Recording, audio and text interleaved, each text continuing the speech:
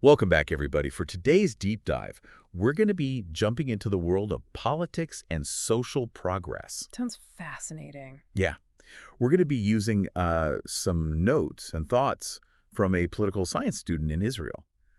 Oh, And it should give us a pretty unique perspective, okay. especially when looking at LGBTQ plus and women's rights. I'm really excited for this one. Yeah, I think this is going to be really good. It's not every day we get a chance to kind of explore these abstract political ideas and how they actually play out All right. in people's lives. It's a great point. And, speaking of abstract ideas, Yeah, this student's main argument is that, everything is political. right? We often separate our personal lives from politics, Yeah. but this student is saying even something as basic as just the right to exist openly Right? for marginalized groups Mm-hmm. is completely tied to how a political system functions.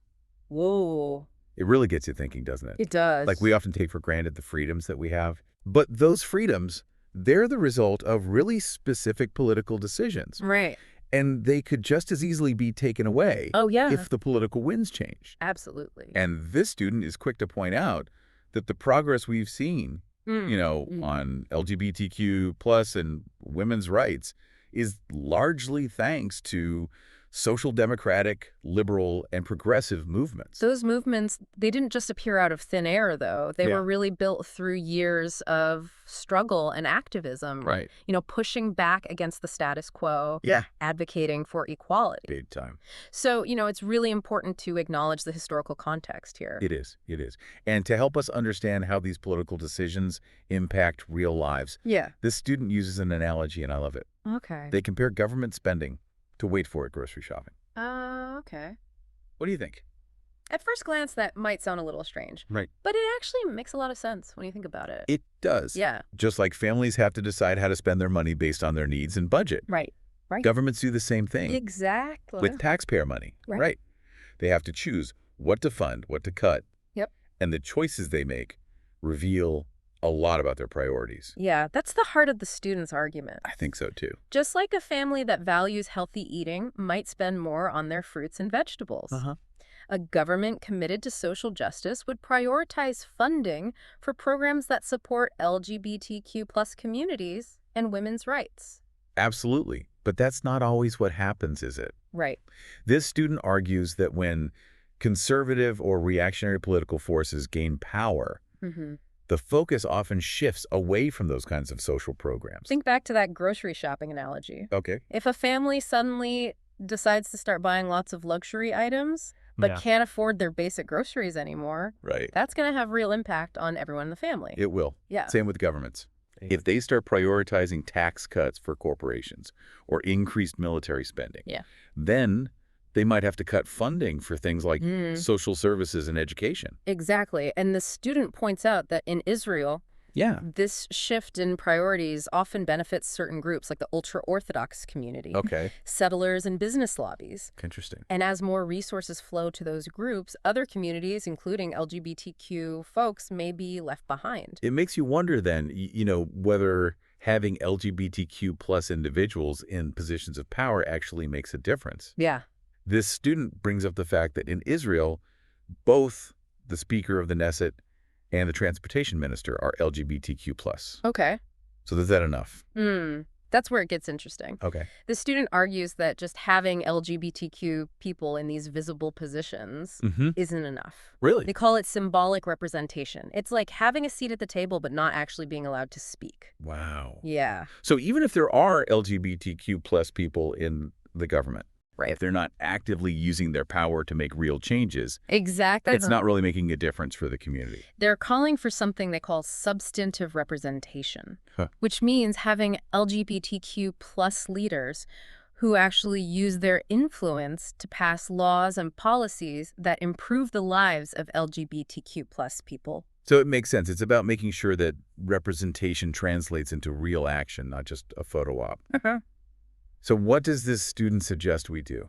What? We just have to hope that the right people get elected. Well, they actually outline two different approaches to politics Okay. that we see playing out all around the world. Mm. And they suggest we should be aware of which approach our own leaders are taking. Lay it on us. Okay. What are these two approaches? The first one they call short-term politics. Yeah. You've probably seen this a lot. Yeah. It's about maintaining the status quo, Right. using populist tactics for quick wins, Mm-hmm. and relying on symbolic representation to appease minority groups. It's like putting a Band-Aid on a deep wound.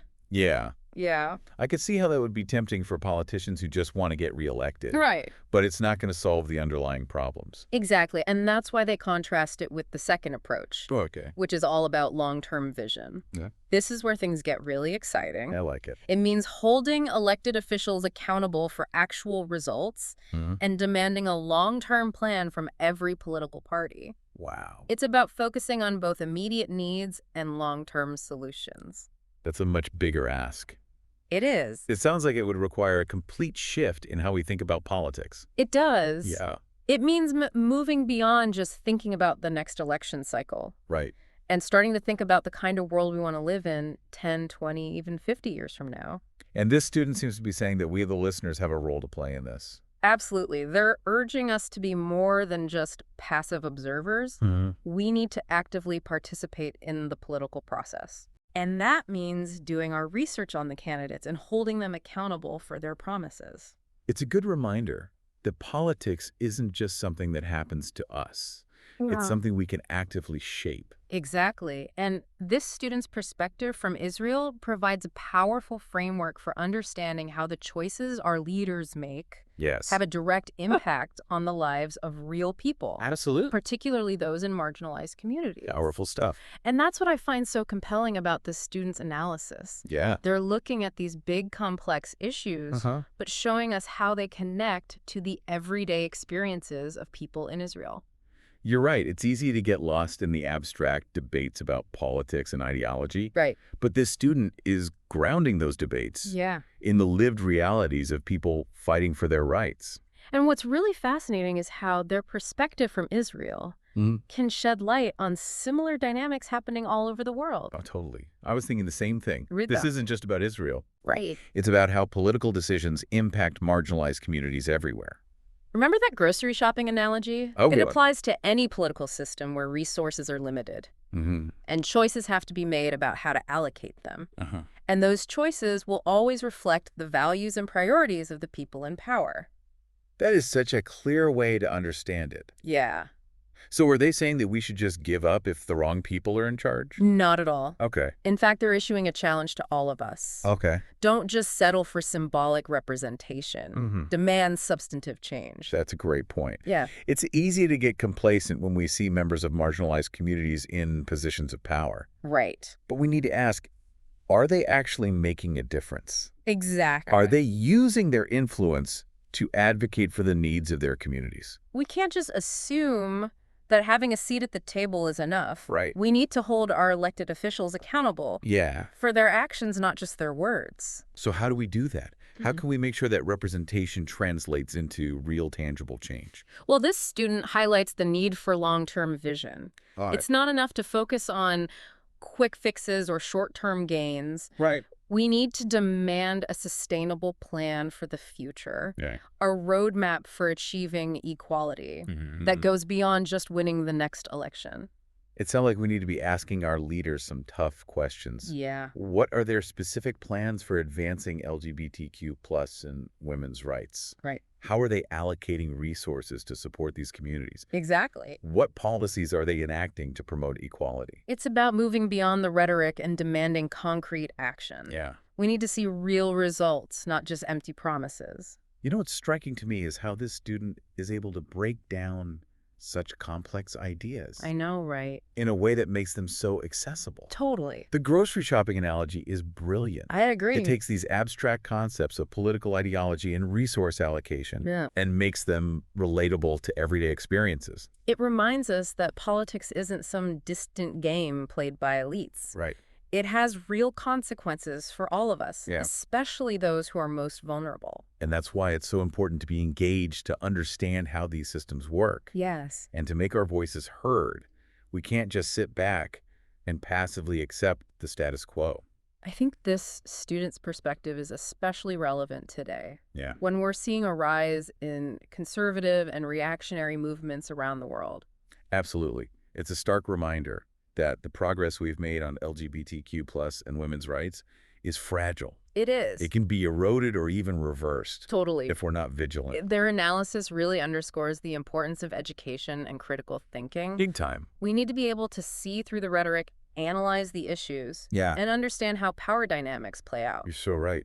Education empowers us to question assumptions, challenge the status quo, and demand a better future. This student's passion and insight are really inspiring. I think so too. It's a reminder that even one person's voice can make a difference. Absolutely. And their story highlights the power of using our voices to advocate for change. We can all play a role in creating a more just and equitable world. I'm curious what resonates most with you from this student's perspective. For me, it's the emphasis on both symbolic and substantive representation. Okay. It's a powerful reminder that visibility is important, but it's not enough. Right. We need to demand more than just a seat at the table. Yes. We need to make sure that those voices are heard and that they have the power to affect real change. Yeah. It's like that saying, if you're not at the table, you're on the menu. Right. But the student's kind of taking it a step further. You might be at the table. Right.